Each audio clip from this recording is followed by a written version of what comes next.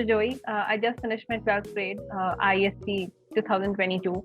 I belong from Patna, Bihar, but I'm living in Delhi since almost a month. So, like, my family shifted to Delhi. And I have been inclined towards social work ever since I was a child because my parents had this organization. It's known as Kahani Ghar. And ever since the age of 9 or 10, I used to go to slum areas, teach the kids, interact with them. So growing up, social work for me has never been like, okay, I need to do this as a part of my EC. It has been like, okay, you study, you eat, you do your stuff, and then you do such stuff which can be beneficial to others.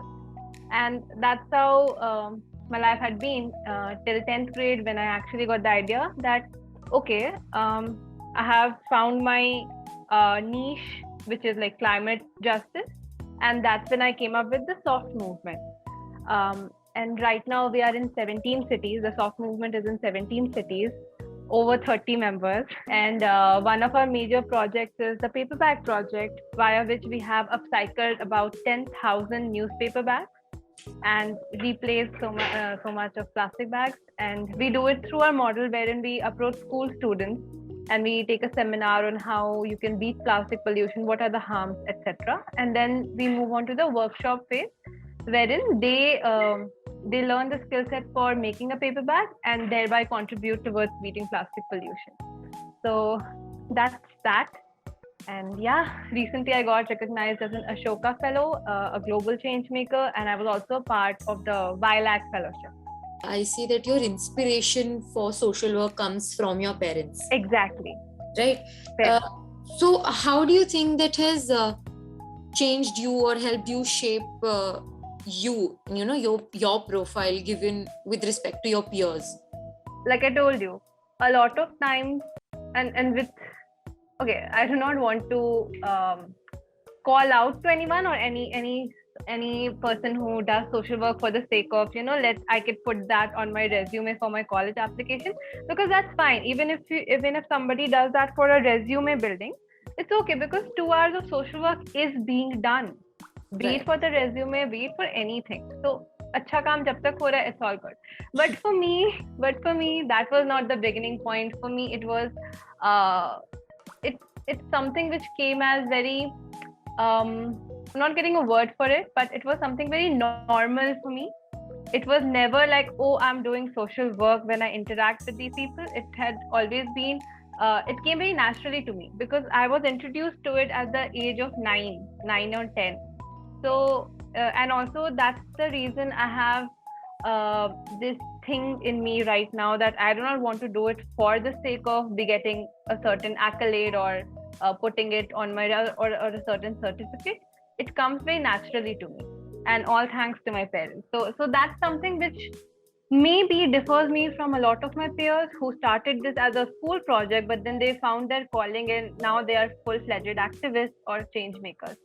Now that you've just graduated from class 12 and you are probably going to go to college, so how do you see the self-movement self-sustaining itself, like given you wouldn't be able to give it that much time? All right. So one of the main things about the paperback project is it's very doable. It's very simple to do because हमारा जो module है, it's about approaching the students, teaching them a skill set and telling them who their beneficiaries would be and how they can, because it takes like 2-3 minutes to make a newspaper bag. Yeah. So we also encash upon the fact that even if a student gives 1 hour in a whole week, they are beating plastic pollution in some way. Multiply that by 500 students in a school and we can replace 5,000 plastic bags at once. So this is the thing, a very simple aspect of it, which makes it very doable. And that's why I have been able to actually reach out to 17 cities, because when I introduced this concept, they were like, अच्छा ये तो मेरे school में हो सकता है over a weekend. So this simplicity of it makes it scalable. Like, how do you go about with these schools? So you reach out to the management or you talk to the students? So which route do you prefer?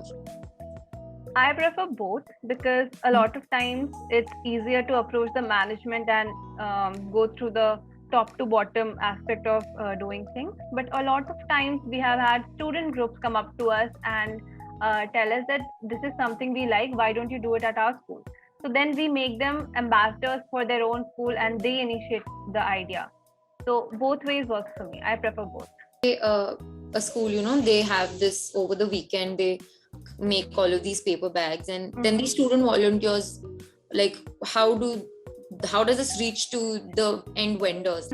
Like for an example, recently in Patna, Carmel High School made 5,000 bags over the course of summer. So this was included as a part of their summer project, and that's how we got to that number. So once they did it, we like our volunteers, 4 or 5 of them, went to the schools, collected it. Then like through Saturdays, we are doing like 1,000 hours karke. Us tarike se we are doing this right now. You can see that it's easier for the school folks and the children to understand the importance of not using plastic.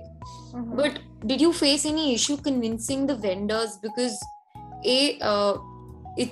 the durability of a paper bag is comparatively lesser than to a plastic bag. What issues did you face when you were communicating with the vendors? So one of the main reasons the vendors do not switch is the cost. Yeah. So when I started approaching them initially, a lot of vendors felt like we are trying to sell it to them, or that we are like from the media or something, or the police, and we are just trying to raid them in a way, which is very, very normal. It's okay. So that was an issue which we faced. But then once we started approaching them more regularly, we also learned what words not to use. Like अब हम लोग organization नहीं संस्थान बोलते हैं, distribution नहीं देना बोलते हैं. So these are tiny things which we implemented, and there are still some vendors who are hard to approach, a hard nut to crack, but we are approaching. And also about the durability aspect, we specifically want to reach out to flower vendors, because they are selling at streets and they do not have a very high profit margin, and B, flower is something which sells very rapidly. So and a lot of times plastic bags is used even now despite the ban. Right. This is the target market we are approaching right now. I see that, I see your zeal for climate and everything. So what actually drove you to, like, you told me that this is your niche, this is your calling, climate change. But there has to be one thing that, must have moved you to realize that, okay, climate is the thing that I'm going to be focusing my energy on. Is there a story behind it, or like, how did that happen? So there's a sort of twisted story behind this, which I would love to share. Sure. Growing up, because climate is something which affects the economy, affects gender equality, affects health, everything. Right. So this is the very atom which moves the whole change-making world. True. Right. So this was something which I wanted to do work about. I kept searching, I kept educating myself more about it as I was growing up. But a lot of times I felt that climate activists specifically, a lot of times it's all about petitioning and marches and calling out. And that's very, very important, because had it not been for the activists who actually called out, we wouldn't have known that such a big crisis exists. But in the last 50 years, these protests, marches and petitions have increased. And those are the same 50 years where the carbon emissions and the carbon footprint has increased. So if these both graphs are parallel, there is something which is wrong. There is something which is not meeting.